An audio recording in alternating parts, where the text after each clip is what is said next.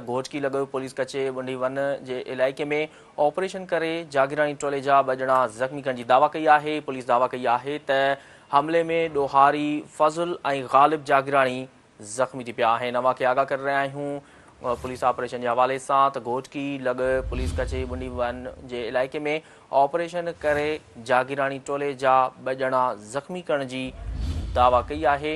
Police दावा कई आहे त हमले में ॾोहारी फज़ुल ऐं ग़ालिब जागीरानी ज़ख़्मी थी पिया आहिनि।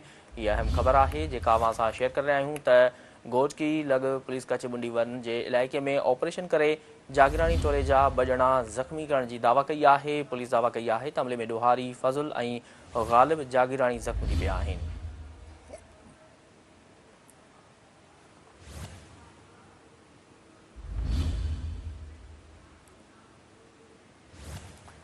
अहम ख़बर खां वाक़िया आगाह कर रहिया आहियूं त घोटकी लॻ पुलिस कचे बुंडी वन जे इलाइक़े में ऑपरेशन करे जागीरानी टोले जा 2 ॼणा ज़ख़्मी करण जी दावा कई आहे। पुलिस दावा कई आहे त हमले में ॾोहारी फज़ुल ऐं ग़ालिब जागीरानी ज़ख़्मी थी पिया आहिनि। वधीक तफ़सील मालूम कंदासीं। टेलीलाइन ते मौजूदु आहे घोटकी खां सिंध टीवी न्यूज़ रिपोर्टर नियाज़ चनो। जी नियाज़, पुलिस ऑपरेशन कयो आहे, वधीक कहिड़ा तफ़सील हिन मां ढाका कजो। जी बिल्कुल ही हिकु ॾींहुं अॻु में घोटकी भरिसां साईं ॾिनो घोटो ॻोठ मां 20 मेहूं चोरी करण दौरान जेको भाॻियुनि पारां पहिरियों खयो वियो, उन दौरान फायरिंग में 2 ॼणा जेके भाॻिया हुआ राणो भुट्टो ऐं अब्दुल हमीद घोटो, इहे जेके इन फायरिंग में क़तल थी विया।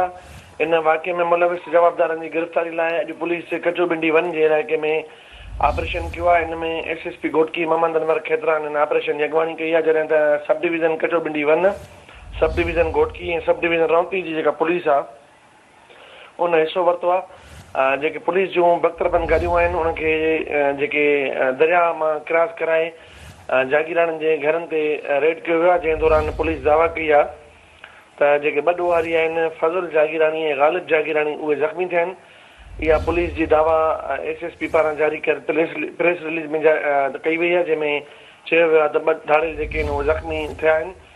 पर तव्हांखे ॿुधाईंदो वञा त अहिड़ा ज़ख़्मी जेके आहिनि उहे मीडिया जे साम्हूं न आंदा विया, न ई वरी उन्हनि जी का फुटेज का वीडियो नज़र आई आहे। पुलिस जो चवणु आहे त इहो जेको पुलिस जो ऑपरेशन आहे उहो कामयाबी सां जारी आहे ऐं जेके राणो भुट्टो ऐं अब्दुल हमीद घोटे जी क़तल में मुलविस जवाबदार आहिनि ऐं गॾोगॾु 20 खां 25 में फुरक करण वारो वाक़ियो थियो, हुन में मुलविस जागीरानी गैंग जा माण्हू आहिनि। उन्हनि ख़िलाफ़ तेसिताईं ऑपरेशन जारी रहंदो जेसिताईं को रिज़ल्ट नथो मिले।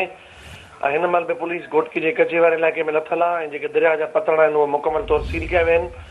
ऐं हीअ जेका पुलिस जी कार्रवाई आहे इहा 2 ॼणनि जे क़तल खां पोइ थी आहे। घोटकी में 2 ॼणनि जे क़तल खां पोइ हिकिड़ी बेचैनी वारी सूरत हाल आहे। भुट्टा ऐं घोटा बिरादरी जे माण्हुनि पुलिस खे चिता ॾिनो त जेकॾहिं मुलविस माण्हू खे गिरफ़्तार न कयो वेंदो त सख़्तु एहतिजाज कयो वेंदो, जंहिंखां पोइ पुलिस हरकत में आई आहे ऐं कचे में टारगेटेड जेको ऑपरेशन आहे उहो शुरू कयो वियो आहे। जी ठीकु आहे नियाज़, तफ़सील ॾियण लाइ वॾी महिरबानी।